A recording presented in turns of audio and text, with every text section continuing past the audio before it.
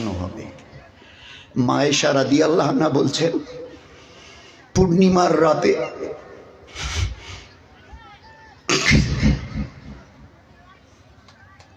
আমি আমার পেয়ারা রসুলের চেহারা মোবারক দেখছি, আর আসমানের পূর্ণিমার চাঁদকে দেখছি। নবীজির চেহারা মোবারককে দেখছি ঘরের ভিতরে, আর পূর্ণিমার চাঁদকে দেখছি। বার কয়েক দেখার পরে বলছি, রে পূর্ণিমার চাঁদ, তোর মধ্যেও দাগ রয়ে গেছে রে। আমার নবীর চেহারা মোবারকে কোনো দাগ নেই, কারণ তার চেহারার উপরে, শরীরের উপরে মশা মাছি বসাকে আল্লাহ হারাম করে দিয়েছিলেন, বসেনি। সেই চেহারা তায়েফ থেকে ফিরে আসার পরে কি হয়েছে আমরা ওটা মানে চিন্তা করতে পারবো না। আমরা যখন একসময় তায়েফে গেছিলাম, তো তায়েফওয়ালাদের জিজ্ঞাসা করছিলাম, ভাই কোত্থেকে নবীকে পেটাতে পেটাতে 5 মাইল মানে 7 কিলোমিটার পর্যন্ত পাথর মেরে এখান থেকে বার করে দেওয়া হয়েছিল। তারপরে নবীজি বেহুশ হয়ে পড়েছিলেন। এখান থেকে তায়েফ থেকে কতটা, 7 কিলোমিটার, কোন জায়গাটা কত দূর একটু দেখিয়ে দেন না। তো আমরা যখন জানতে চাইছি, তো ওই তায়েফের আরবেরা বাসিন্দারা ঝরঝর করে কাঁদছে আর বলছে, ও কথা ও শেখুল হিন্দ, এই হিন্দুস্তানের ভাইয়েরা ও কথা আমাদের জিজ্ঞাসা করবে। আমাদের বাপদাদারা ওই দিন নবীকে চিনতে পারেনি বলে নির্মম অত্যাচার তার উপরে করেছিলেন। তারা চিনতে পারেননি বলে ওইভাবে 7 কিলোমিটার।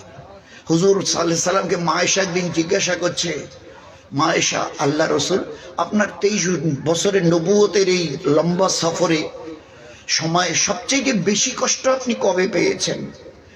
উত্তর দিয়েছে আয়েশা, তায়েফের ওই দিন তায়েফের চৌধুরীরা যখন সব জওয়ান ছেলেদেরকে লেলিয়ে দিল, এটা মজনু, এটা পাগল, এটা দিওয়ানা, এটা অমুক, এটা তমুক, এটা এইরকম মিথ্যা রটনাকারী, নাকি নবী অমুক তমুক, একে পাথর মেরে মেরে গ্রাম থেকে বার করে দাও। তো যখন মুরব্বীরা এ কথা, গার্জিয়ানরা যখন বলে, তো তখন আর ছেলেদের কি হতে পারে? আয়েশা মানে দলকা দল ইয়াং ছেলেদের লেলিয়ে দিয়েছিল, আর তারা ওই জমিনের পাথর, তো সব পুরো ওখানে তো আর মাটি নেই, সব পাথর পাথর তুলছে আর আমাকে মারছে। আর এত জোরে মারছিল, একসঙ্গে 20, 30, 40, 50 জন। যখন সামনের দিক থেকে পাথর আসে, তখন আমি যান বাঁচাবার জন্য পিছনে দৌড়ই, তো পিছনের দিক থেকে পাথর আসে, তখন আমি ডান দিকে দৌড়ই, তো ডান দিকে বৃষ্টির ফোঁটার মতো আমার উপরে পাথর পড়ে। আয়েশা, আমি বাম দিকে যান বাঁচানোর দৌড়ই, আমি তো মানুষ, মুহাম্মাদান আবদুহু, আমি তো মানুষ, তারপরে ওয়া রাসূলুহু, নবী তো পড়ে, তার আগে তো আমি মানুষ। তখন বাদিকে দৌড়াই, বাদিকে বৃষ্টির মতো পাথর পড়ছে, আমি দিশাহারা হয়ে দৌড়াতে দৌড়াতে অজ্ঞান হয়ে পড়ে গেছি, বেহুশ হয়ে পড়ে গেছি। আমার হুঁশ ছিল না। পুরো জিসমের রক্ত ঝরতে ঝরতে আমার পায়ের জুতো এমন চিমটে গেছিল যে জুতো খোলা যাচ্ছিল না। আমি এক বাগানে গিয়ে বেহুশ হয়ে পড়ে গেছি, ওদবার বাগানে বেহুশ হয়ে পড়ে গেছি। আর ওর বাগানের এক কুলি কর্মচারী, সে আমার ওই রকম বেহুশ অবস্থায় দেখে আমাকে এনে পানি দিচ্ছিল, মুখে পানির ঝরকা দিচ্ছিল, পানি পান করাতে দিচ্ছিল। ওই অবস্থায় আমি তার সঙ্গে 2-1টা ভাঙা, যখন আমার একটু হুঁশ হলো, আমি তো বেহুশ হয়ে পড়ে গেছিলাম ওই ওদবার বাগানে। বাগানটা আমাদের দেখিয়ে দিল, এই সেই বাগান ওদবার, এই বাগানে হুজুর সাল্লাল্লাহু আলাইহি ওয়াসাল্লাম বেহুশ হয়ে পড়েছিলেন। তো ওইভাবে পাথরের মতো বৃষ্টি হতে হতে আমাকে 5 মাইল 7 কিলোমিটার পর্যন্ত মারতে মারতে নিয়ে যাওয়া হয়েছিল। আমি পরে ওই নবীর চেহারা মোবারক একদিন দেখছিলাম, উনি যখন আমার সামনে কাপড় খুলছিলেন, দেখছি গোটা শরীরটা কালো কালশিরা হয়ে গেছে, যে চেহারায় কোনো দাগ ছিল না, কালো কালশিরা হয়ে গেছে। আমি হেঁচকি মেরে কাঁদছি আর বলছি, ইয়া রাসূলুল্লাহ, তিনি তো আমার নবী এবং স্বামী, ইয়া রাসূলুল্লাহ, আপনি আল্লাহকে যদি খালি একটাবার বলেন, নিশ্চয়ই আল্লাহ আপনার কথা শুনবে। আপনি আল্লাহকে একটাবার বলেন, হে আল্লাহ, আমার চেহারার এই কালো কালশিরের দাগগুলো তুমি মুছে দাও, তুলে দাও, তো নিশ্চয়ই আল্লাহ আপনার কথা শুনে কালো কালশিরের দাগগুলো তুলে ফেলবে। বলছে, সঙ্গে সঙ্গে হুজুর সাল্লাল্লাহু আলাইহি ওয়াসাল্লাম মা আয়েশার মুখে হাত দিয়েছে, না না আয়েশা, না আয়েশা, তুমি ওরকম কথা বলিও না, আমি ও কথা আল্লাহকে বলতে রাজি নেই। কেন? আল্লাহকে বললে তো আপনার এই কালশিরের দাগগুলো আল্লাহ তুলে দেবে, মুছে দেবে, কোনো রকম চিহ্ন আর থাকবে না। আপনার শরীর ঝকঝকা তকতকা হবে সেই ফুলের পাপড়ির মতো। না আয়েশা, না আয়েশা ওরকম বলিও না। কেন আল্লাহ রসুল, আপনি কেন বলতে চাইছেন না? বলছে আয়েশা, কাল কিয়ামতের ময়দানে আমি আল্লাহকে আমার চেহারা দেখিয়ে বলবো, এ আল্লাহ, আমার এই ফুলের মতো লাল টুকটুকে চেহারা কিভাবে তোমার দিনের মেহনত করতে গিয়ে আমাকে মেরে মেরে ক্ষত বিক্ষত করে দিয়ে কালশিরা দাগ দিয়ে ভরিয়ে দিয়েছে। আমার এই কালশিরা দাগের বিনিময়ে আপনি কি আমাকে কিছু দেবেন না? আল্লাহ বলবেন কি চাও বলো, আমার পেয়ারা রসুল কি চাও? তো আমি তখন বলবো, আমার এক একটা দাগের বিনিময়ে হাজার নয় লক্ষ, লক্ষ নয় কোটি, কোটি নয় অরব খর্ব উম্মতকে আল্লাহ আপনি নাজাত দিয়ে জান্নাতে পৌঁছে দেন। আমি এক একটা কালো দাগের বিনিময়ে ওই দিন কিয়ামতের ময়দানে আমি আমার উম্মতের জন্য কালো দাগ দেখিয়ে আল্লাহর কাছে সুপারিশ করে তাদেরকে জান্নাতের রাস্তা ধরিয়ে দেব। হায় রে আফসোস, সেই উম্মত আজ নবীকে চিনতে পারেনি। সেই উম্মত আজ নবীকে চিনতে পারেনি। কোথায় নবী আর কোথায় তার সুন্নাত আর কোথায় তার উম্মত আমরা? বলুন দোস্ত, এই হচ্ছে আমাদের জীবনের হাল, এই হচ্ছে জীবনের হাল। এই জন্য একটু অন্তত পক্ষে এই আল্লাহর পেয়ারা দিনকে, কারণ তো আল্লাহ আমাদের কথা বলেন না, কোন আমাদের মহাশব্দের কথা। কুল কুল নবীজি বলুন, কি বলবো?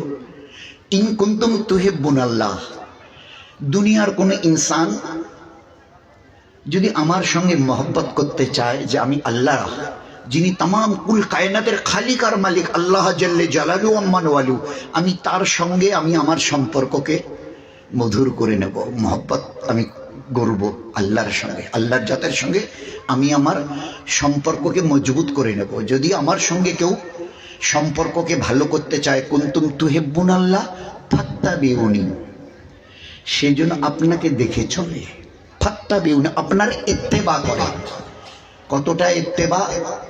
পায়ের নখ যদি কাটতে হয় তো আপনাকে যেন দেখে। আমার নবী কবে নখ কেটেছিল, কিবার, কোন নখটা পায়ের আগে কেটেছিল আর শেষে কোন নখটা কেটেছিল, আর ওখান থেকে শুরু করে মাথার চুল কবে কেটেছিলেন, কোন দিক থেকে কেটেছিলেন, কি দোয়াটা করেছিলেন, এবং চুল কি পরিমাণের কোন মাপের রেখেছিলেন, ন্যাড়া, ছোট, লম্বা, বাবরি, কতটা, কোন দিন কেটেছিলেন, কোন দিক থেকে কেটেছিলেন, আর কি দোয়াটা পড়েছিলেন। তো পায়ের নখ থেকে নিয়ে চুল পর্যন্ত 3500 জিসেম, যখন যেখানে যে কাজে লাগবে আমার নবীর সুন্নত কি। রাস্তায় চলছি, আমার নবীর সুন্নত কি। গোসলখানায় যাচ্ছি তো আমার নবীর সুন্নত কি। আয়নায় মুখ দেখছি তো আমার নবীর সুন্নত কি। চুল চিরুনি করবো তো আমার নবীর সুন্নত কি। গাড়ি ঘোড়া বাসে কোথাও চড়বো তো আমার নবীর সুন্নত কি। খানা খেতে বসবো তো নবীর সুন্নত কি। গোসলখানায় যাবো তো আমার নবীর সুন্নত কি। জীবনের প্রত্যেকটা each and every step of our life we have to follow, we have to follow the methods of the Prophet sallallahu alaihi wasallam. জীবনের প্রতিটি পদক্ষেপে আমার একটা, ঘুম থেকে উঠবো আমার নবীর সুন্নাত বলে এই ছোট্ট দোয়াটা পড়ো, 100 শহীদের সওয়াব পাবে। নিচে নামছো জুতো তো কিভাবে পরবো? বাপায়ের জুতোটার উপরে বাপাটা রেখে, জুতোটার বাপা রেখে বিসমিল্লাহ বলে ডান পাটা ঢুকিয়ে দাও, 100 শহীদের সওয়াব নাও, মরণের পরে নবীর সঙ্গে জান্নাতে যাও। তোমার এই পায়ের জুতো লাগানো নবীর সুন্নতের সঙ্গে মিলে গেছে। গিয়ে নবীজি প্রথম হাত ধুইতেন তো হাত ধোবো, বাথরুমে ঢুকতে কোন দোয়াটা পড়েছিলেন, কোন পাটা আগে তুলেছিলেন, কাপড়টা দাঁড়িয়ে তুলেছিলেন অথবা বসতে বসতে তুলেছিলেন, কোনটা, কি পরিমাণের কুলুক, শীতকালে কিভাবে কুলুক নিয়েছিল, গরমকালে কিভাবে কুলুক নিয়েছিলেন, কতটা সময় পানি ব্যবহার করেছিলেন, কোন পা দিয়ে বেরিয়ে এসে কি দোয়াটা পড়েছিলেন। এবারে আমি মেছেলে বাড়ু ঝাড়ু দেবো তো আমার নবী কিভাবে ঝাড়ু দেওয়া শিখিয়েছেন, সুন্নত তরিকাটা কি। চা জ্বালাবো তো চা জ্বালাবার সুন্নত তরিকা কি। এমন কোন আপনার আমার আমাদের জীবনের এমন কোন 24 ঘন্টার সংসার জীবনের কাজ নেই যে কাজটাকে আল্লাহ ইবাদত বানায়নি। কি করে ইবাদত হবে? আল্লাহ যে কোরআনে বলেছিলেন, ওমা খালাকতুল জিন্না ওয়াল ইনসা ইল্লা লিয়াবুদুন, আমি তোমাদেরকে আর জিন জাতিকে একমাত্র, only for this is only one reason is there, দ্বিতীয় কোনো উদ্দেশ্য নেই তোমাদের দুনিয়াতে পাঠাবার। দুনিয়া করবার জন্য আমি পাঠাইনি, আমার ইবাদতের জন্য পাঠিয়েছি। ট্রাই টু আন্ডারস্ট্যান্ড ইট, এটাকে ভালো করে বোঝো, নয়তো জীবনটা ধোকায় শেষ হয়ে যাবে। আমরাও বুঝি, আমাদের মা বোনেরাও বুঝুক। এ মস্তি করবার জন্য দুনিয়া নয়, এ মজা ঘুরাবার জন্য দুনিয়া নয়, জীবনটাকে বানাবার জন্যই আল্লাহ পাক এই দুনিয়াতে হায়াত দিয়েছে। আর এক একটা সেকেন্ডকে কাজে লাগাও। জানা আছে তোমার? এক একজন ভাই আরেকজনকে ভাইকে জিজ্ঞাসা করুন, চাচা বয়স কত? 52। বাকি কত? মা বোনেরা একে অপরকে জিজ্ঞাসা, চাচি আম্মা বয়স কত? বলে 48। বাকি কত? মা বোনেরাও জিজ্ঞাসা করেন না, কি উত্তর দেবে? জানা আছে কারো? কিচ্ছু জানা নেই। তো কি জানা আছে? একটা জানা আছে, ডাকলে চলে যেতে হবে। ডাকলে চলে যেতে হবে। You are bound to go back, সুম্মা ইলাইনা তুরজাউন। ডাকবো আব্দুর রহমান, গোটা দুনিয়ার আজকের এই সোমবারে 800 কোটি, 800 কোটির হিম্মত নেই। গোটা দুনিয়া কি ডঙ্গা বাজাচ্ছে সায়েন্সের।